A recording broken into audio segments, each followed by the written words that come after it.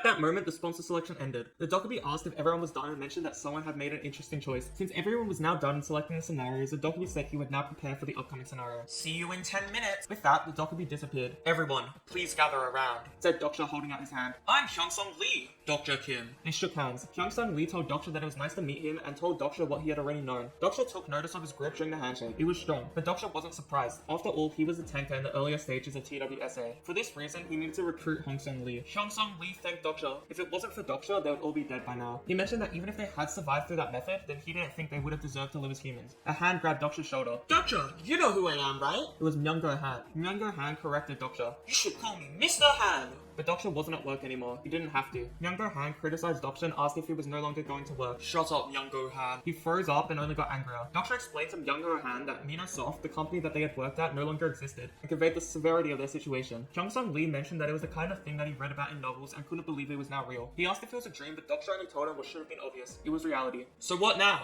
Do you have any ideas, Doksha? Hyungsung Lee is starting to trust you. Your understanding of Hyungsung Lee has increased. We have to get out of here, Doksha said. Outside the window, the ichthyosaur roared. Are you out of your mind? Said Hyungsung Lee. Doksha, I think that's a bit... If we leave, we're gonna get killed, said Sanger. Everyone seemed to be against it. At that moment, someone slammed on the door behind. Doksha knew that the person on the other side of the door was a sole survivor of Subway Cabin 3707, and to him, it was quite obvious who that was. He's coming, Doksha thought. The true protagonist of the story. We have to get out of here. If we don't leave right now, we're all going to die before the next scenario. Banging on the door continued. Doksha, we can't be sure that whatever is on the other side of that door is the enemy. If Doksha hadn't read TWSA, he too might have believed that. But he knew that beyond the door was someone that he didn't want to mess with just yet. He's a survivor who killed all those people in his cabin.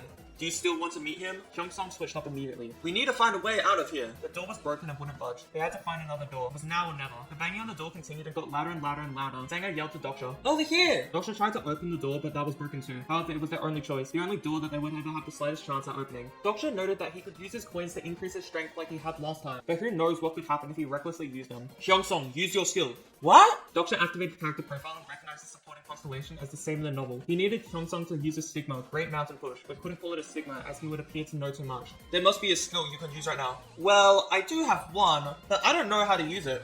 Just imagine yourself using it, shouted Doksha. Hyungsung shouted and pushed open the door, his body glowing green. It worked! It really worked! Hyungsung Lee has begun to trust you. Your understanding of Hyungsung Lee has increased. Doksha noted that the door to the cabin would break soon, but if his memory was right, the door wasn't the problem. The Dokkaebi appeared once more in front of them. Gosh, I knew this would happen.